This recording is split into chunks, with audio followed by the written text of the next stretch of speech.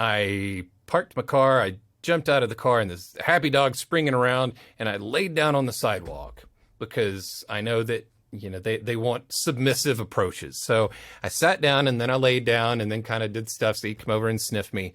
And then I lightly grabbed the pup named Jazz, which was funny.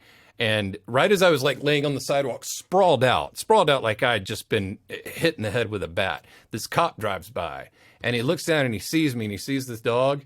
He just keeps driving by. He didn't even stop, didn't say nothing, was like, not today. Not dealing with that weirdness.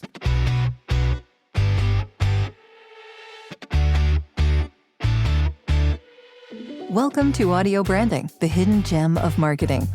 Sound plays a more important role in human behavior and our decision-making than you may realize. In this podcast, I'll help you understand the art and science of sound so you can better influence others in business and your life. I'm your host, Jody Krangle. Let's delve a little deeper. Here's the second part of my interview with Gunter.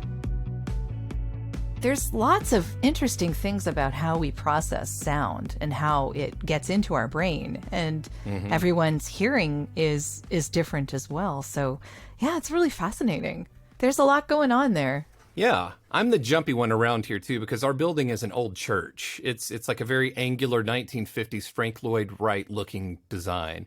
So, and it's got weird angles. Everywhere's a weird angle in this building. And you can sneak up on me pretty easy. And I'm jumpy. I'm not jumpy because I'm jumpy by nature, but this place, the way that our studios are built, we had an actual guy who did the equations, an audiophile with the knowledge on how to put, baffling up where it needs to be and know the dead spots. So with that, it creates a lot of silence and weird pockets of sounds, that I wouldn't have understood. There's so many times I've thought there are people in here in the building. It's totally empty.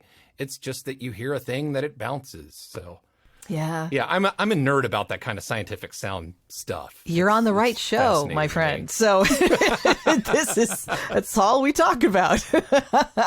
Oh, thank goodness. Yeah. How much do I owe for this therapy session? This is great. It's all wonderful. Yeah. There is so much interesting scientific stuff to talk about when it comes to sound. Yeah.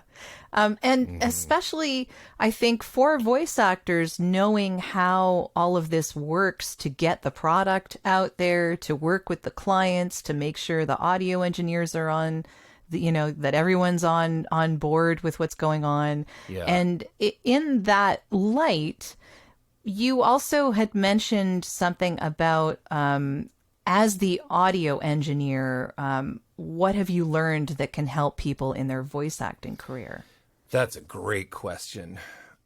I think that the first thing is for voice actors that they need to be very cognizant of the way that their audio sounds. And the only way to really accomplish that, if you're not going to ask the engineer, is to have a friend, that I can say, Jody, will you please listen to this and see, it's for, especially if it's for a Canadian client. If I was going to do something that was going to play in Canada, you're the first person I'm going to ask, because simple things such as both or both. I know my northern friends, they say both, and the way that we all truncate words or change things for our own surroundings. So knowing the area in which that you're going to be working with, or where your voice is going to be playing, and knowing city names correctly, and how to maybe not always say wouldn't it, but say wouldn't it, and just find out what the colloquialisms are of that area. When you do that stuff, it's so fun. When we would do voiceover conferences, I remember being there, and I love saying meeting my northern friends, but I'm in the South, and I don't know a lot of slang when it comes up there, and it's fascinating that sometimes this means that in this city, but down here, like, oh, no, I wouldn't say that. Like, oh, really? Oh, yeah, it means something else. Like, oh, we're in the U.S. How does it? Well, it just does. Which, I'm fascinated with that. So I would say, honestly, it's like due diligence and doing your homework to make sure that you and the way that you sound are the best that they can be, because that's the gig, is people saying, you sound great. I don't want anybody to say, you sound like crap. Go, oh, okay. Because then at that point, you can't do anything about it in the session if you're already rolling and you don't know, you didn't adjust your signal flow and all those things, that's on you.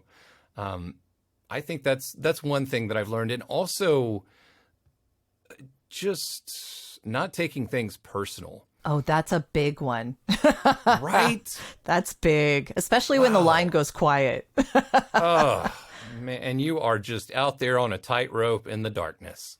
And just knowing that what's going on my side, because I don't always have time to let everyone know, like I'll always say, Jody, we're talking about stuff, they're doing some script changes, give us a few minutes. And then even in the middle of all that, I would punch back in and say, hey, just, we're still working. That kind of communication is important for everyone, because I don't want 15 minutes to go by and you're like, oh my gosh, what in the world? And it just reduces anxiety when you tell everybody what's happening. I mean, even like, I am so sorry, team. I need to get some water. I should have done that before. I'll be right back. Give us a second. I'll talk about the script. And then, do a thing. I'm always big about doing a bit. I have bits for everything. I do a thing because when people come in here, I want it to go smooth. I don't want it to mess up the business, my money, your money. Everything should be going smoothly. That's the name of our game. So when you say a bit, what do you mean? Oh, I've got my bits, my comedic bits. If I need to kill time, or if people come in the building or don't know where they're going, or if I need to give them a few minutes before an engineer's ready, I'll do my tour of the building bit. Oh, I see. Or, okay. I just any story, whatever the first thing to pop into my mind, or I'll just go in a question asking like, so what did you eat for breakfast this morning? What's the weirdest collection of things you collect? And that kind of stuff. We've had those discussions many times. Oh my God. Yes. I think about dice we were on our last vacation on the East Coast. I walked past a gaming shop and I was like, Jody would freak out right now. They had this one giant die and I'm like, wow. I totally would. I don't even know how much it costs to ship that thing.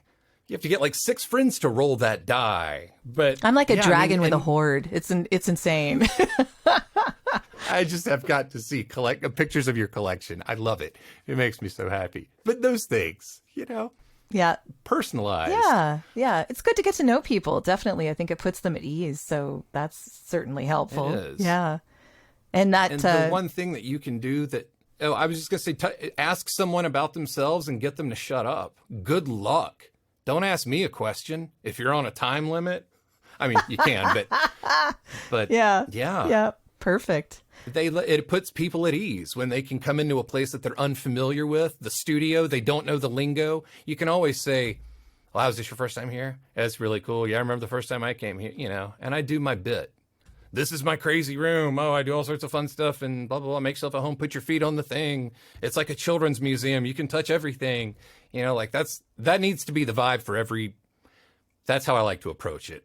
And I realize that when we deal with clients like hospice things, I'm not trying to make a yuck vibe. You give the dignity for and the seriousness depending on what the client and what the tone is. But I like to start out with, hey, we're going to have a great session today. Yeah, kind of like you're going to go into that session and be awesome. Absolutely. Yeah. Absolutely. I love it. I mean, because you've got your engineer on the side. Like, if you didn't cut in a minute ago, I would have, been looking for the mute mic so I could cough or whatever it happens to be. It's like you need people to help you out. You don't know everything. I certainly don't know everything. I pretend I know a lot. But, I think we all do. But you need friends, man. You need a team. I know that we're all dealing with a lot of stuff these days, so I particularly wanted to acknowledge those that have taken the time to leave honest reviews of this podcast. Andy Wong has this to say. While business owners are likely familiar with branding and marketing, how often does one think of audio or sonic branding? Think about the power of a jingle or the mood of a song. It's important because sound can elicit an emotional response for more powerful marketing. Jody is a great guide exploring this topic and interviewing expert guests. As a voiceover professional, Jody's voice is also soothing while you learn. Excellent podcast. Thanks so much, Andy. Your Inspired Money podcast is, inspired. So I know you know a thing or two about putting a podcast together, and I'm so grateful that you took the time to write a review. And now, back to the show. Speaking of that, actually, teamwork. So where does that come in? I am a huge teamwork believer. And it happened a few years ago. We had this one producer named Dan that worked with one of our biggest clients, big agency here in town. And he would respond. Just like an amazing producer. He responded to everybody with team. Hi, team. Just wanted to let you know. And at first I was like, that is so cheesy. Hi, team. Hey, team, we're a sports team. But then when I caught on to what he was doing, it made so much sense. And I've done it ever since. And you're doing a thing together. We're doing a thing. You and I are doing a thing right now. And we have to teamwork it. I'm not going to come in here and my hair's all messed up and I've got my shirt's on backwards and you're interviewing me and like, so what's it like being a voice actor? It's cool. It's fun. I like it. You don't do that. You're a team. You want the best product. Yeah, I typically don't have voice actors on here. So usually when I'm talking to voice actors, it's people who also I'll do other things that are related to sound. So, it's just getting the whole picture. I really love getting the whole picture. Again, feeding into teamwork because there's a lot that goes into the multiple things that you do. Mm-hmm. Yeah. And as the engineer, I love the relationship between engineer and voice actor. Properly done, I love the fact that if something's going kooky on my side, I can shoot you an email and be like, Jody, client's running late 5 minutes, so sorry. And it's just the respect and the simplicity of keeping communication going, but that's also teamwork because that lets you know, cool, I'll go refill my water or I can do this. It's just keeping everything moving and flowing. And if something goes wrong on your end or my end, if we have a source connect glitch, which happens more often than we'd like. Happens more often than we'd like. And there have been all these weird solar flares and solar storms that I keep track of that I'm, is another bit that I'll do when I talk to clients. Like, I know it's acting kind of crazy. There's a solar flare going on right now. Those kind of things. But does that affect just, the audio equipment? Sorry, I didn't mean to interrupt, but I'm curious. It has, in the ionosphere, which is where a lot of the solar storms kind of affect. That's also where radio waves bounce around in the ionosphere. It's how they are moved around from one place to another. So that can disrupt the radio waves and other short, other electronics and things like that. So it can cause glitches and bleeps. Okay. I'm not sure that that's always to blame with Source Connect, but it's gremlins. What I use. We'll blame it on gremlins. Yeah. Gremlins. It's the gremlins. But it's great to just keep in touch and let people know that, like, I'm having a system issue, so I can let the client know. If I can let the client know that we're just running a couple of minutes behind, then if I've got them on Zoom, I can do my bit. I can tell stories, or we can get caught up on whatever it is that we need to get on to we're on the same page. Or I can say, team, stand by. We're just having a quick tech problem that we'll have solved. If Source Connect were to go down, which it doesn't, but it's like I always have a plan B and a plan C. And being able to work that plan out with you and your team, that's going to take care of all the issues. Even if the whole thing goes to pot and the session's got to be rescheduled, using that we're all in this together. Teamwork, we're going to get this solved. I'm so sorry, but you know what? We're going to figure this out. I will be in touch with you. It solves all the problems. That's like the easiest thing is to get people on your side and say, we're in this together, team. It's the greatest word in the world. It is. And my friends here, whenever something happens, like I forget that I'd muted one of my channels so I could sing loud in my studio. You need someone to be like, hey, dummy, right over there. Like, oh, right. Thank you. I just didn't have my cup of coffee. I forgot. I love teamwork, and it builds community and it builds friendship and trust. And that's how we keep our clientele and our people coming back to us and people wanting to work, because it's just good attitude and community and teamwork. I love it. Yeah. And actually, we were talking about the dice there. D&D actually is great for teamwork too. Yeah, absolutely. Certainly. I mean, again, you blew my mind with all that. And I was like, oh, that makes so much sense. You're a team. Totally. You're a tribe. Yeah. As voice actors, we're a tribe. Yeah. Like, I believe in the voice acting community. So, I mean, deeply, deeply, deeply. It changed my life. I believe in it. I believe in my friends. And you don't want anything to ever taint that. Stuff happens, but we're doing this together. we're making the best thing in the world. It's going to be the biggest potion to kill the biggest dragon. We're going to do it, guaranteed.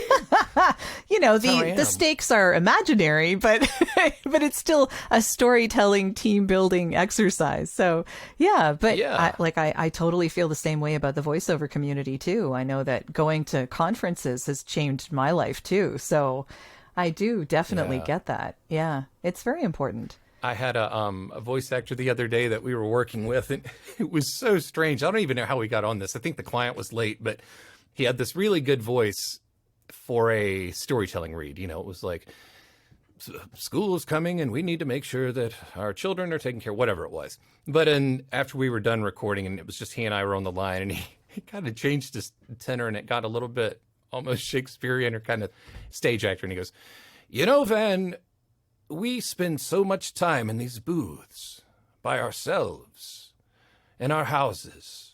And I have a really nice house. A really nice house. But I spend it, you know, and that was what got me. But my wife and children are doing their own thing, and I'm here in this giant house, in this tiny closet. I kept thinking, like, tell me again about the house. How many cars you have? It was just so funny. But the freedom really to just share, and for someone to say, it doesn't even matter that I'm rich or whatever. It's like, I'm stuck in this booth like we all are, and I feel lonely and weird, and my friends aren't here. My wife and my kids are doing their own thing, and I'm here in this booth. And I'm like, dude, I get it. We get it. You get it. I totally get it. Engineers get it. We're all weird, man. We're freaking weird. I'm not even in this isn't my booth. This is my main room. My booth is right behind me, but the walls were just kind of this weird bluishy aqua thing in gray, and I'm like, no, I'm not having that as my backdrop. It looks like I'm in a insane asylum. Yeah, it's totally a padded room. Totally hear you on that. Yeah, I need stuff, but you know, to just know that everyone shares in that. We need to be outside of that every once in a while. Yeah, it's important. Go to the library. I went to the library the other day for like the first time in a few years and was like, oh my God, look at these books on origami. This is genius. You know, like you could just take these. Yeah, dummy. Do that's you how do a library origami? works out. I'm gonna. Oh, okay. Because I saw that book and started thinking, yeah, all right, yeah, I'll fold something out of paper. Why not? Why Need not? something to do with my hands. I'm nervous. Yeah. Like, I'll do something in the booth. Make paper things. Speaking of communication, I want to ask you about this quote that I got from you on your Boutwell website, actually, that you speak canine better than English. I want to know what that's about.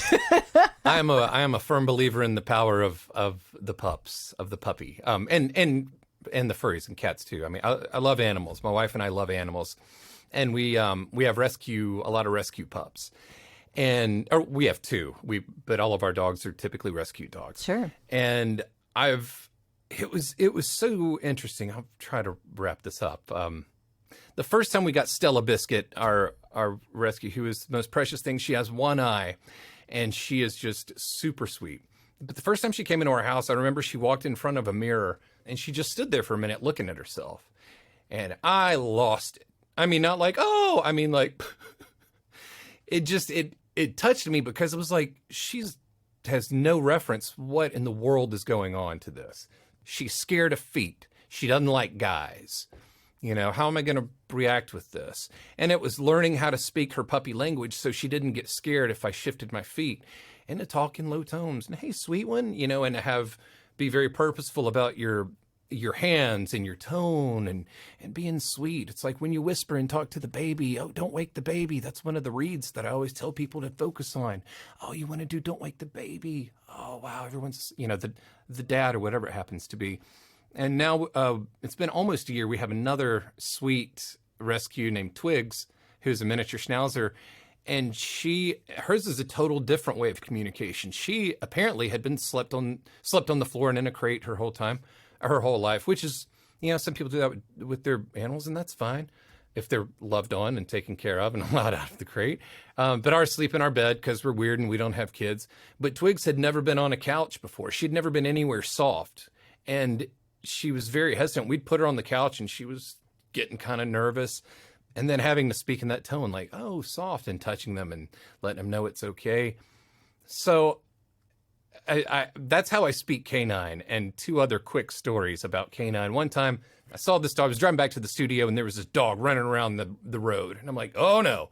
I always keep little treats and a dog leash in my car. You are prepared. For this reason. Yes. I am prepared. And I parked my car. I jumped out of the car, and this happy dog springing around, and I laid down on the sidewalk because I know that, they want submissive approaches. So I sat down, and then I laid down, and then kind of did stuff so he'd come over and sniff me. And then I lightly grabbed the pup named Jazz, which was funny. And right as I was like laying on the sidewalk, sprawled out like I'd just been hit in the head with a bat. This cop drives by, and he looks down and he sees me, and he sees this dog. He just keeps driving by. He didn't even stop, didn't say nothing, was like, not today. Not dealing with that weirdness. So I get this puppy into my car, and I take it to the animal hospital, which is less than a block away right here from the studio, which I love. And I take them in and I say, hey, do you all know this puppy? And they go, Jazz Johnson. And I'm like, oh, Jazz Johnson. Clearly, he often takes rambles.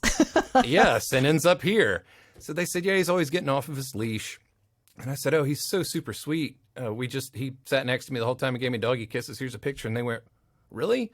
He has bitten everyone here. Every time that he's brought here, we have to put a muzzle on him and restrain him because he bites folks.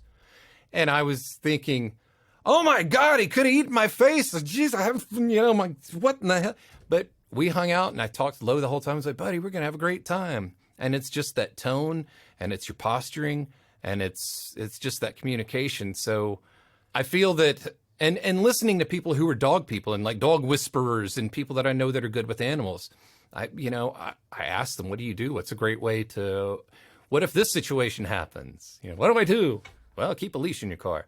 But, and I think that more times than not, especially if you're at a really crappy party and somebody has a dog, like you can find me there. Or, the dog and I are just hanging out, whatever. But I love to speak canine because it does sweet things. And we're a puppy studio. So when a puppy is here and people walk in and they might be having a crap day and this paws happen on their knees and then they look down and there's a puppy staring down with big eyes, the tenor changes, the mood changes. And people, they start talking sweet, almost sweet, things melt away, anxiety melts, and people become whole again.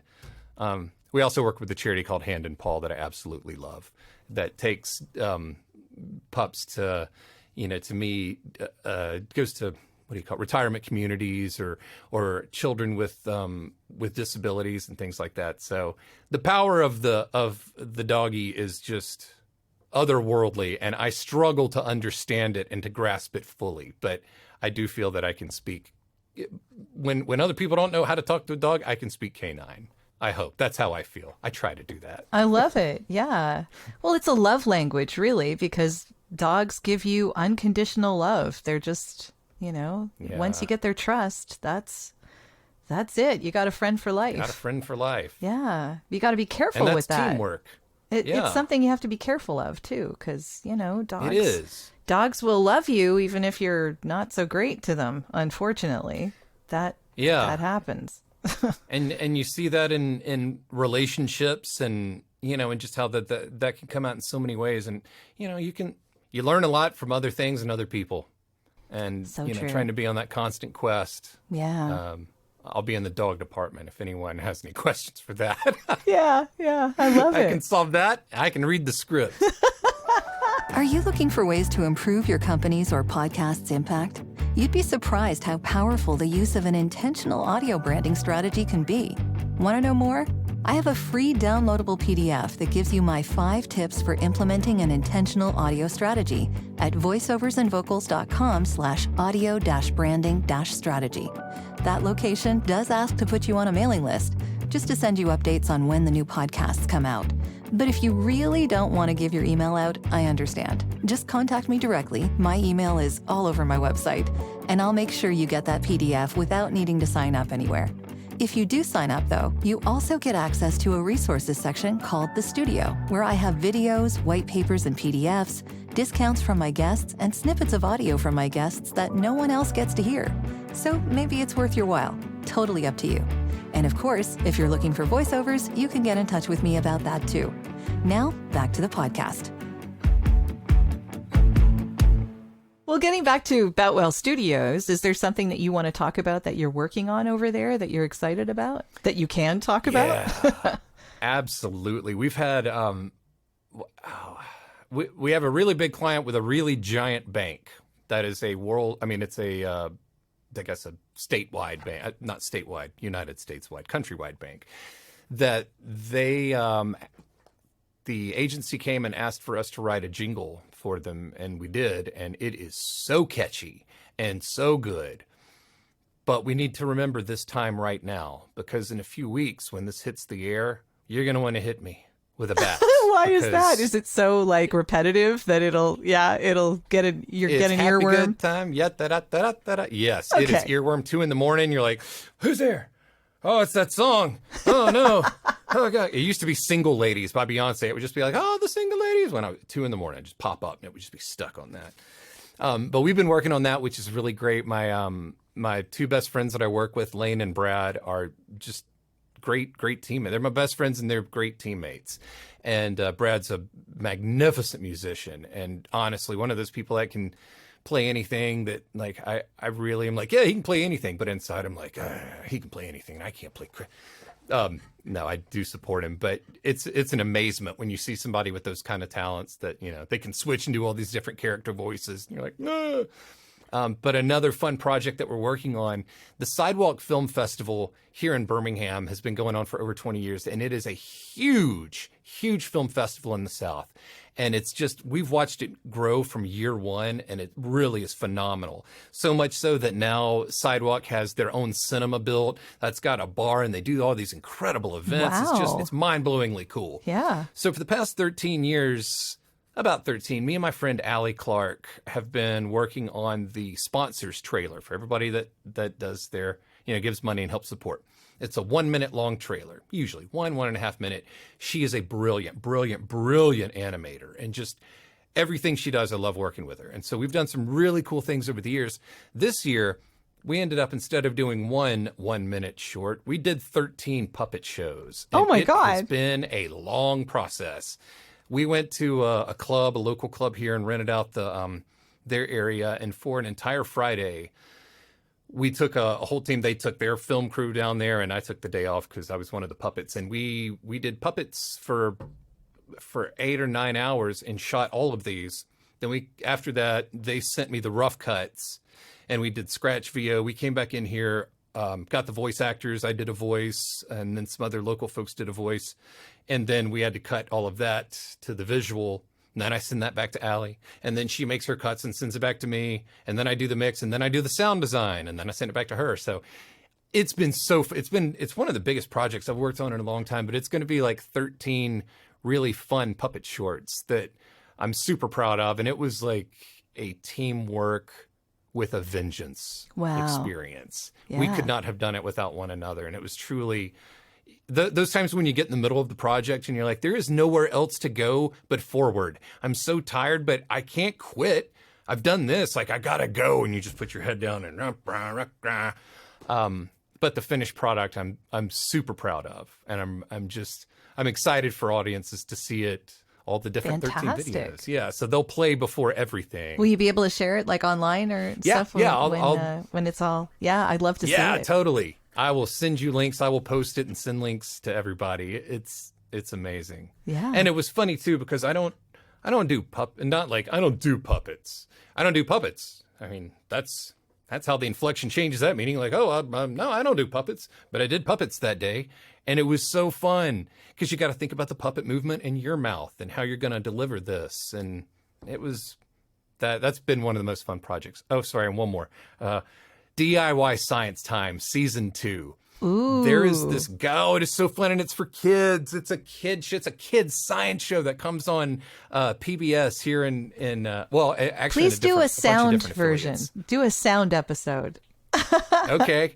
I want to hear tell about him it. to do that. Mr. C, the scientist, is his name. He was a science teacher and a school administrator, and he just, I think, got tired of the grind and dealing with that. And his wife said, "Why don't you just quit your job and go back into doing music and all that stuff?" And so he did.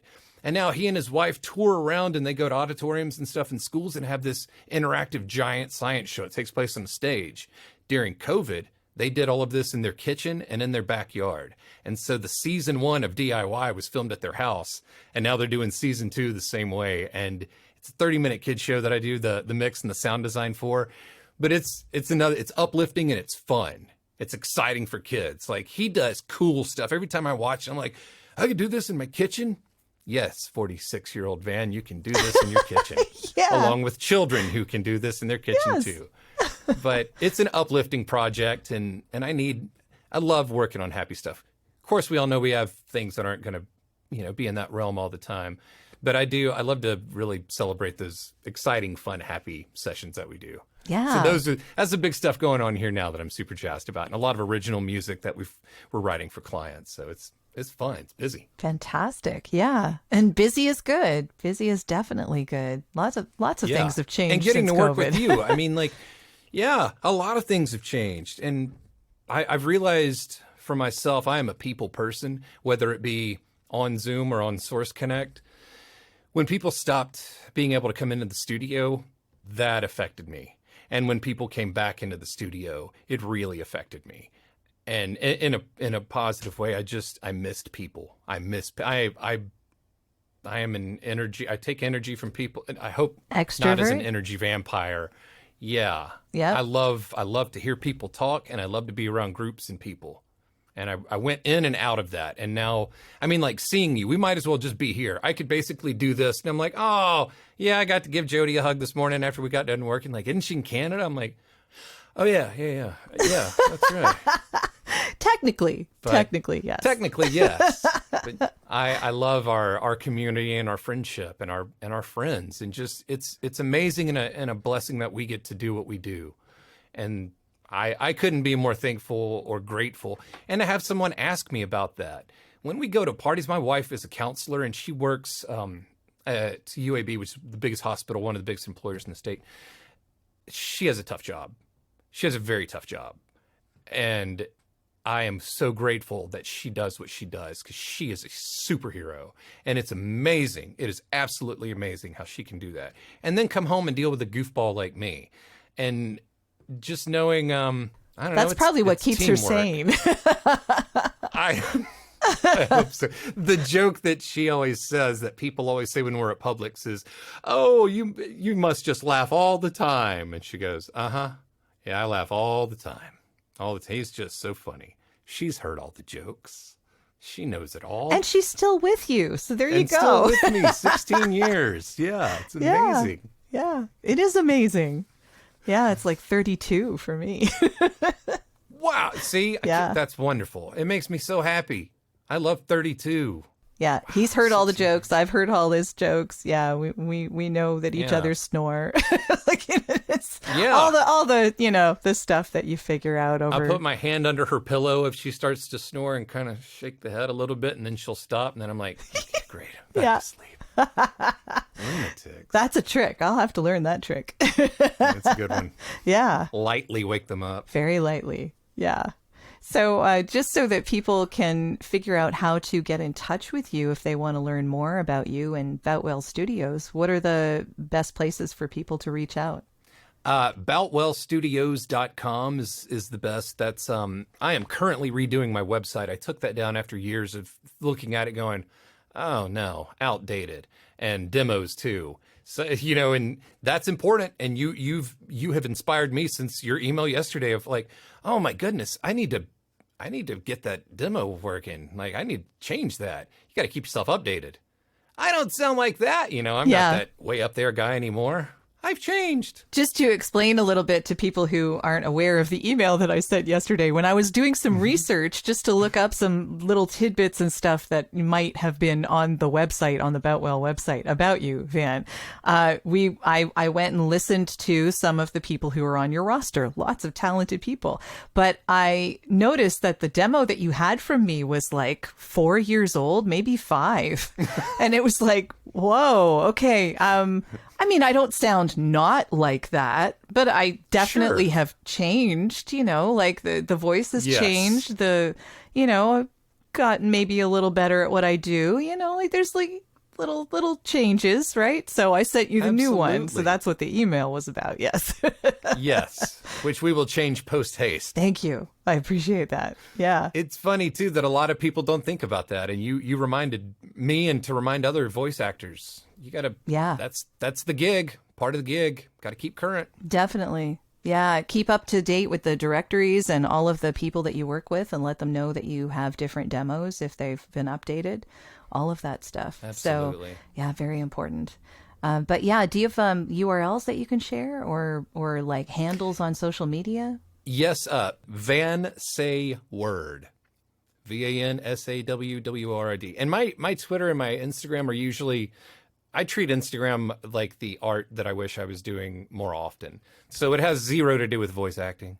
And typically my Twitter does as well. It might just be a link that someone sent, or it might be a thing. But it's funny that you said that.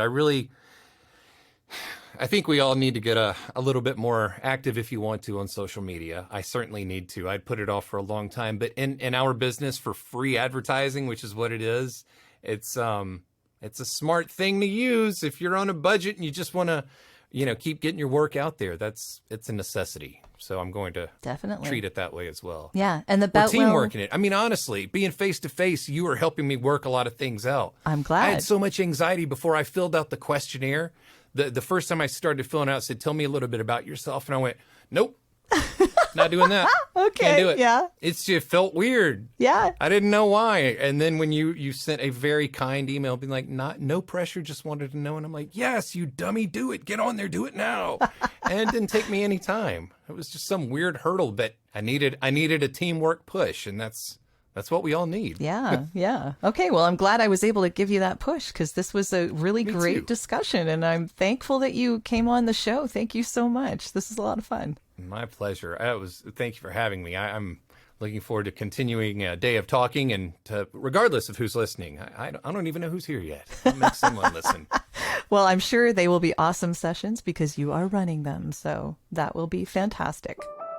Well, that's the end of this episode. Thanks for listening. And if you like what you heard, why not tell a friend about this podcast? It's available in all the usual locations. Until next time.